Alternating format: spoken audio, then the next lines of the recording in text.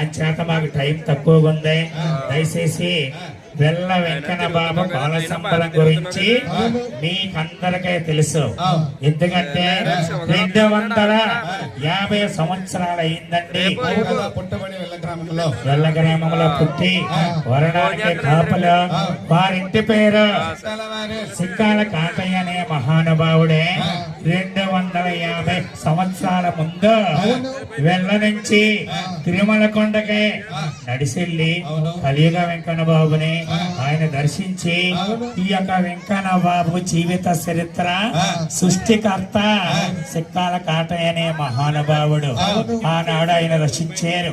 ఈ రోజు వరకు కూడా ఈ కథ మన రాష్ట్రంలో, మన తాలూకాలో, మన జిల్లాల్లో భగవంతుడి సేవలే ఎన్నెన్నో చెప్తూ ఉన్నాం. అందరం మొక్కుకుంటారు స్వామివారికి. ఏడుకొండల స్వామి ఈ దయ వల్ల మా అబ్బాయి పెళ్లి అవుతే ఈ కథ చెప్పిస్తామంటారు, ఇల్లు కట్టుకుంటే కథ చెప్పిస్తామంటారు. అలాగే జీవనోపాధిగా జీవించే సేవ ఆనాడు మన కాటయ్య గారు పెట్టిన భిక్ష. ఈనాడు ఈ ప్రభుత్వాలు ఈ పెన్షన్లు కావచ్చు, రోడ్లు కావచ్చు, మంచి మంచి సౌకర్యాలన్నీ చేస్తున్నారంటే మన సత్యం గారు, సుభాష్ గారి కారణం.